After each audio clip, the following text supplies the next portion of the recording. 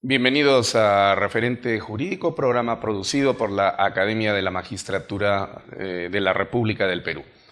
El día de hoy vamos a tener un programa muy especial, dado que nos encontramos en la casa de uno de los más prestigiados juristas y filósofos del siglo XX en el Perú, y quien además es una persona que con el conocimiento, el profesionalismo, el bagaje intelectual y la producción con la que ha aportado al crecimiento y engrandecimiento de la ciencia del derecho, no solamente es conocido dentro del ámbito nacional, sino que además su nombre ha traspuntado las fronteras. Me estoy refiriendo al profesor Carlos Fernández Cesarego, a quien damos la más cordial bienvenida a nuestro programa el día de hoy en Referente Jurídico. Doctor Fernández Cesarego, bienvenido a nuestro programa en la Academia de la Magistratura. Es un honor. Muchas gracias. El honor es para mí, que hayan tenido la deferencia de recordarme como uno de los que ha trabajado con pasión en la ciencia jurídica.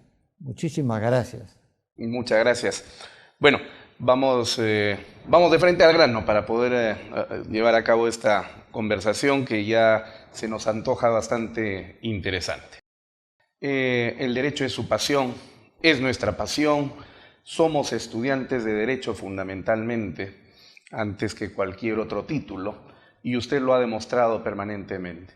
Han de saber los televidentes que desde que nos ha recibido el doctor Fernández Cesarego aquí en su domicilio, nos ha manifestado precisamente que él continúa trabajando intensamente en una nueva producción bibliográfica, me parece que el libro número 17, lo que da cuenta precisamente de ese gran sentido, ese gran sentimiento apasionado con la que un hombre puede dedicarle su vida a algo que lo apasiona, en este caso el derecho. Con esa misma pasión, doctor Fernández Cesarego, ¿qué es el derecho?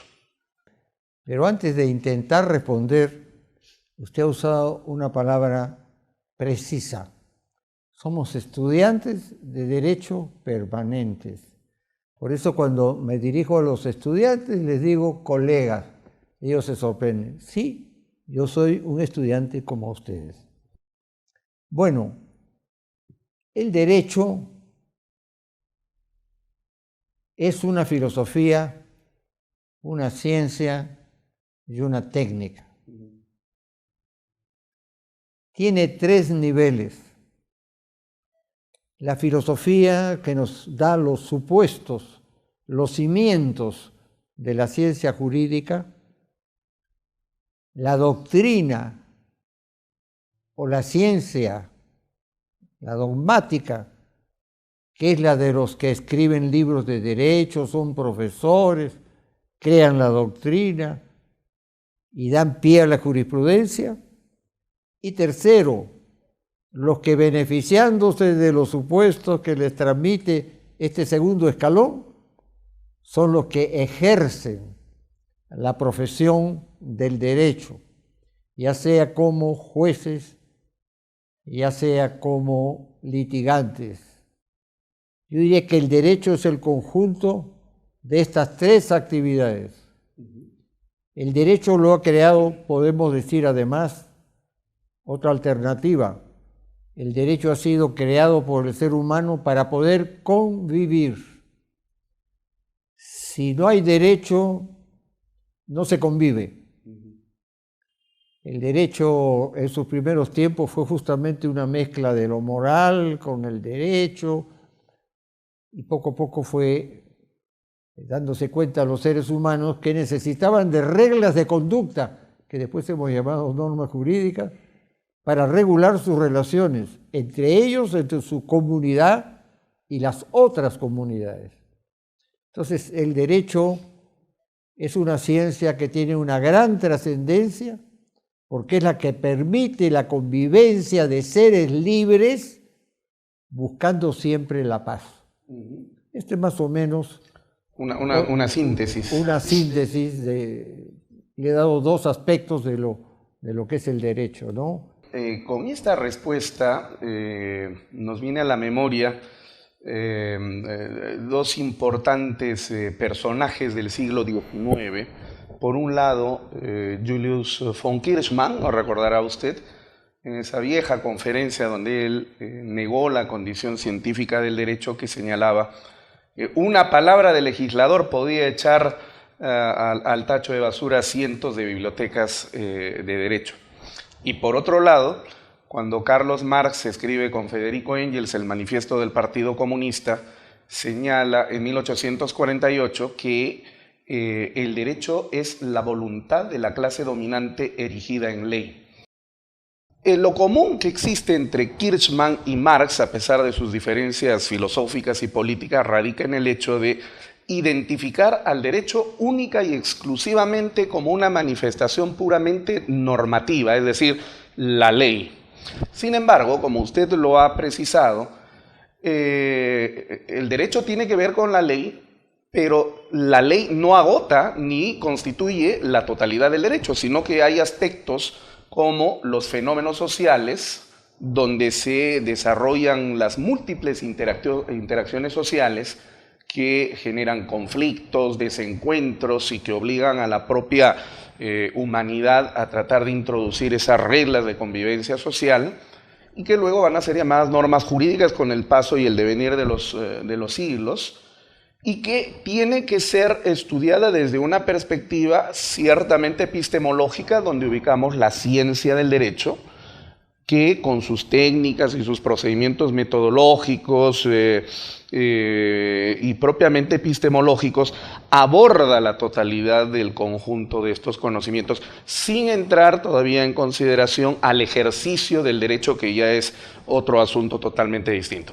Digamos, este es el marco que en los últimos años epistemólogos como Alberto Calzamiglia, por ejemplo, a quien usted conoce muy bien, ha venido sosteniendo respecto del derecho, pero usted ya había propuesto esta idea de una concepción integral del derecho allá por los años 40 inclusive, con esa famosa tesis. Bosquejo para una determinación ontológica del derecho. Del derecho, sí. Que cuando fue donde el editor dijo, pero este es un nombre germano.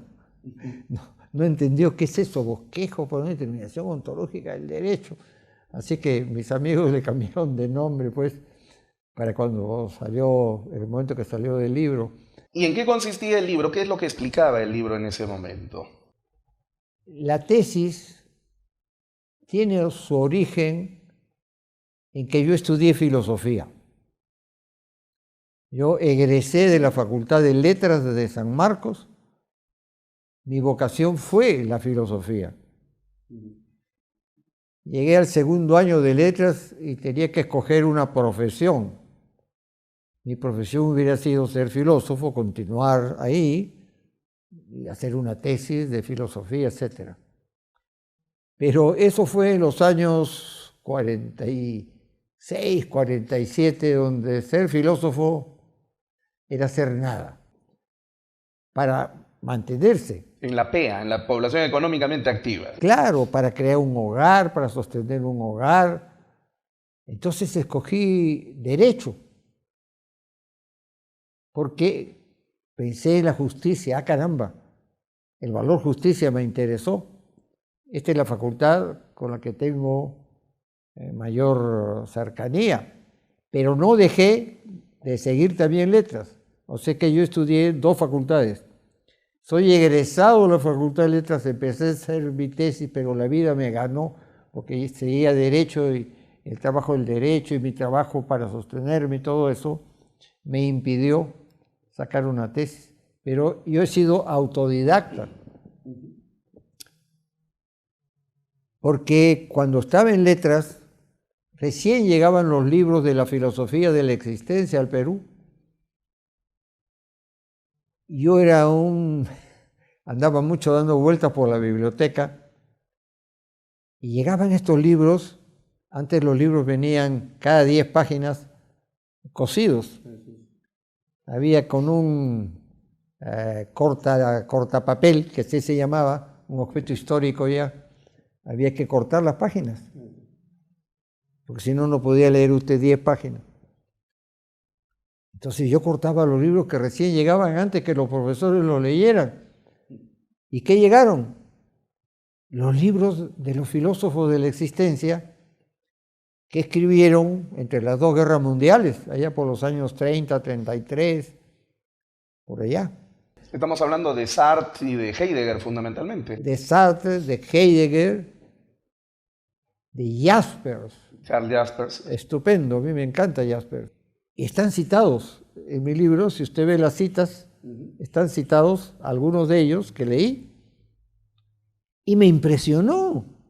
Vaya, dije, al fin los filósofos ya no se preocupan para conocer el ser de las cosas del mundo, sino se preguntan, ¿quién soy yo? Vaya, al fin la filosofía se vuelca para conocer el ser del ser humano. Fantástico, dije, esto es lo que me apasiona, conocer a los seres humanos más que a las cosas. Y entonces me aficioné y me convertí a la filosofía de la existencia. Mi filosofía en la vida ha sido siempre, y en todos mis libros comienzo siempre con los supuestos de la filosofía de la existencia, que da un vuelco histórico, porque por primera vez el ser humano es el centro de la filosofía, como ha ocurrido en el derecho, que en el siglo XX el patrimonio, que era el centro del derecho, fue sustituido por la persona. O sea que hemos asistido a dos vuelcos históricos en el siglo XX. Para mí el siglo XX es el siglo filosófico más intenso. Creo que hasta más que de los griegos. El siglo XX fue un siglo extraordinario. Sale la filosofía de la existencia, el derecho cambia. ¿No? Y ya no es el patrimonio, es la persona el centro. El patrimonialismo va siendo superado lentamente por el personalismo. Bueno, con este bagaje ingreso al primer año de Derecho. Y un gran maestro, un filósofo del derecho, don Juan Bautista de la Valle, que nos enseñó medio año porque después fue embajador ante la Unión Panamericana, la antecesora de la OEA, nos enseñó medio año. Asistí a la primera clase, obvio, y el profesor de la Valle tenía una voz engolada, me acuerdo, y escarpines, todavía mantenía escarpines, y una voz engolada, y nos dijo, el objeto de estudio del derecho es la norma jurídica, como lo dice Hans Kelsen. ¿Qué? La norma jurídica. Dogmáticamente, así es. Dios santo.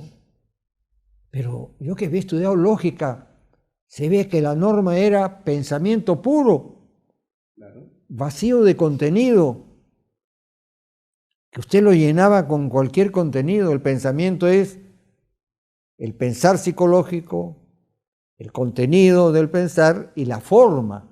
La forma es la norma jurídica. En este punto queremos entrar, pero si me permite, vamos a hacer un corte comercial en este momento para poder seguir desarrollando esta idea. Ya regresamos entonces en Referente Jurídico.